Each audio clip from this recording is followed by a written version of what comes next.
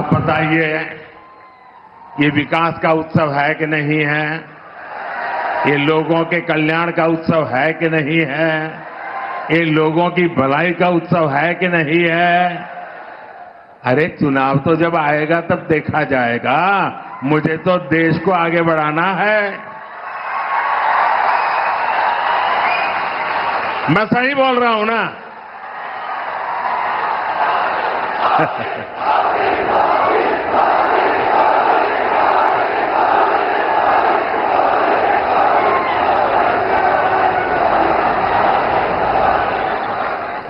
साथियों, कल भी मैंने, अब आप देखिए, ये चुनाव करते हैं ना, जरा देखिए, दिमाग खपाइए।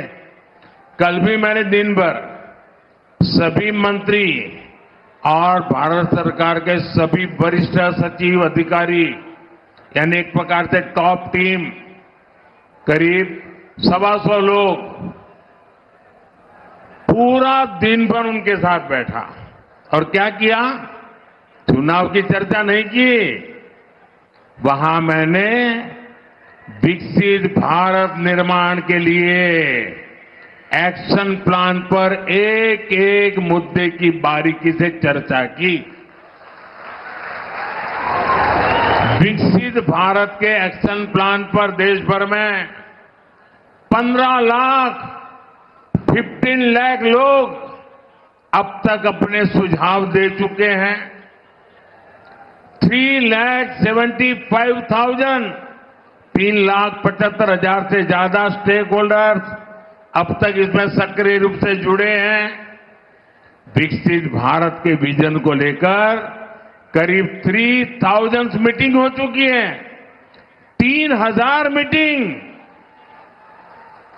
देश को विकसित बनाने के लिए दिन रात काम, करीब 1200 यूनिवर्सिटीज ने इसमें हिस्सा लिया है। बड़ी बात यह है कि इनमें अब तक करीब 11 लाख युवाओं ने हिस्सा लिया है, अपने मौलिक सुझाव दिए हैं, जो हमारे युवा विकसित भारत के सबसे बड़े निर्माता और सबसे बड़े लाभार्थी, ये हमारी बहुत बड़ी ताकत है। राष्ट्र के विकास के लिए भाजपा का यही कमिटमेंट है, जिसके कारण तेलंगाना के भी लोग पूरे जोश से कह रहे हैं। तेलंगाना के गांव से आवाज आ रही है। नौजवान भी बोल रहा है, बुजुर्ग भी बोल रहे हैं, महिलाएं भी बोल रही हैं, शहर वाले भी बोल रहे हैं, किसान भी बोल रहा है, मजदूर भी बोल रहा है। अब की बार 400 पार, अब की बार 400 తట్టాలి। बीजेपी ఓటు వేయాలి। साथियों, ये धरती रामजी गोंड और कोमाराम भीम जैसी महान विभूतियों की धरती है। आजादी के इतने दशकों तक तेलंगाना की इस धरती ने, उन्होंने जो योगदान दिया, उस योगदान को कभी सम्मान नहीं दिया गया।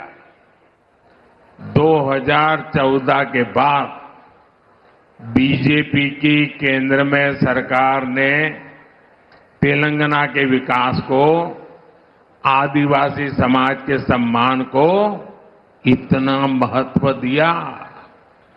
आप मुझे बताइए, क्या बीजेपी सरकार आने से पहले कोई कल्पना कर सकता था कि एक आदिवासी महिला देश की राष्ट्रपति बनेगी। कोई कल्पना कर सकता था? पहले कभी लगता था कि ऐसा हो सकता है? क्या कोई कल्पना कर सकता था कि भगवान बिरसा मुंडा के जन्मदिन को राष्ट्रीय पर्व के रूप में मनाया जाएगा? आदिवासियों के विकास के लिए देश में अलग मंत्रालय बनाने का काम बीजेपी सरकार ने ही किया था। आजादी की लड़ाई में जनजातीय समाज के योगदान को समर्पित म्यूजियम बनाए जा रहे हैं। ये काम भी केंद्र की बीजेपी सरकार ने शुरू किया है। हैदराबाद में जो म्यूजियम बन रहा है, हमने उसका नाम रामजी गोंड के नाम पर रखा है। साथियों, आदिवासी समाज को सम्मान मिले, ये परिवारवादी पार्टियों को बर्दाश्त नहीं हो सकता। हमने जनजातीय समाज के लिए जब भी फैसले किए, इन्होंने उन फैसलों का विरोध करने का कोई मौका नहीं छोड़ा है। साथियों, बीजेपी आदिवासी कल्याण को, आदिवासी गौरव को सर्वोच्च प्राथमिकता देते हुए काम कर रही है। आदिवासी समाज में भी जो लोग अति पिछड़े हैं, जो अब तक विकास से वंचित हैं, उनके लिए बीजेपी सरकार ने पीएम जनमन योजना शुरू की। इस योजना पर 24,000 करोड़ रुपए से ज्यादा खर्च किए जाएंगे। इसका लाभ हमारे तेलंगाना के भी चेंचू, कोलम, कोंडारेड्डी, थोटी, ऐसी छोटी छोटी जो आदिवासी समाज की जातियां हैं, दूर दूर है, ये इनके लिए लाभ मिलने वाला काम है।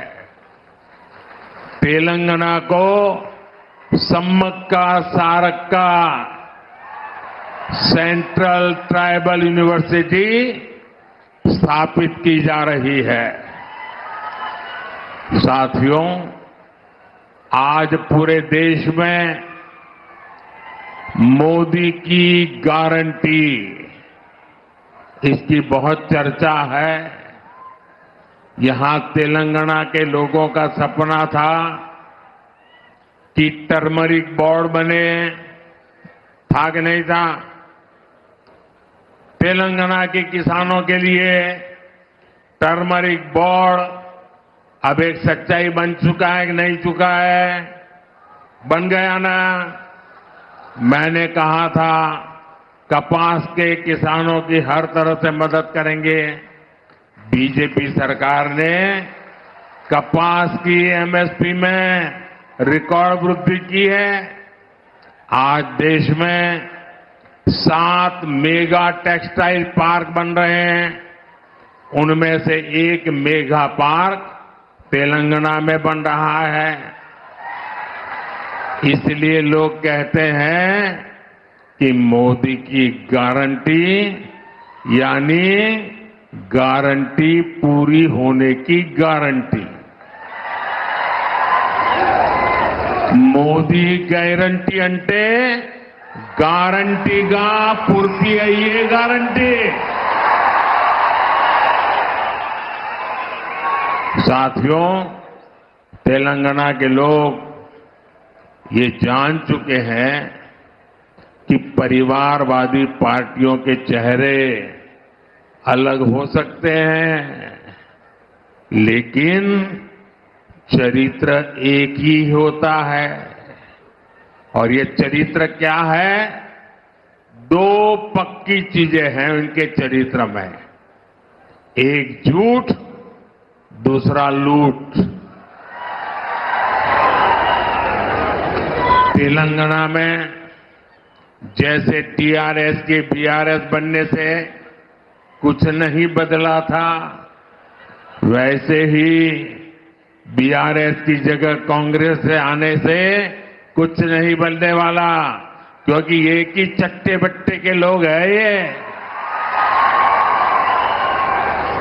बीआरएस ने अपनी सरकार में कालेश्वरम प्रोजेक्ट जैसे घोटाले किए। कांग्रेस की सरकार उस पर कार्रवाई करने के बजाय फाइलों को दबाकर बैठ गई। तुम भी भले हम भी भले, तुमने खाया मैं खाऊंगा, यही करते हैं।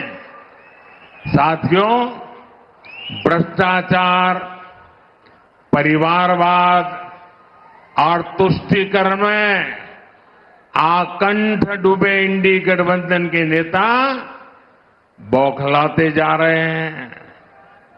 अब इन्होंने 2024 के चुनाव का अपना असली घोषणा पत्र निकाला है।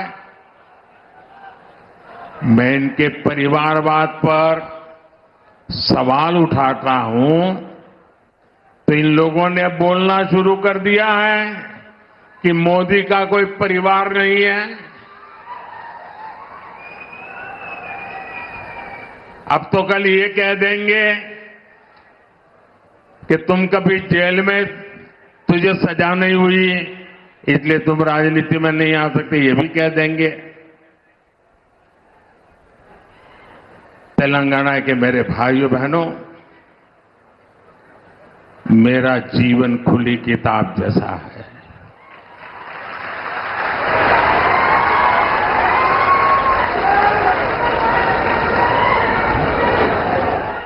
आप मुझे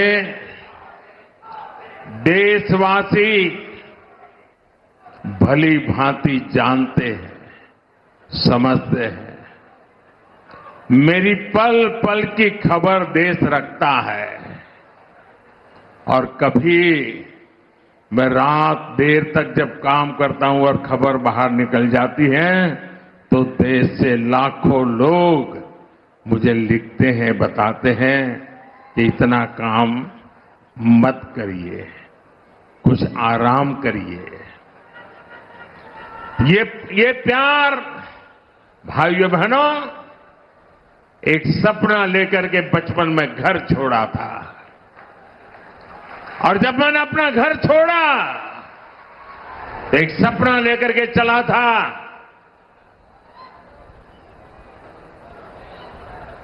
कि मैं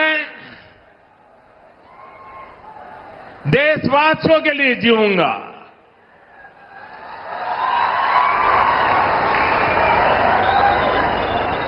मेरा पल पल सिर्फ और सिर्फ आपके लिए होंगे। मेरा कोई निजी सपना नहीं होगा, आपके सपने, यही मेरा संकल्प होगा। और जिंदगी खपा दूंगा तो आपके सपनों को पूरा करने के लिए, आपके बच्चों के भविष्य को उज्जवल बनाने के लिए। और इसलिए देश के कोटि कोटि लोग मुझे अपना मानते हैं।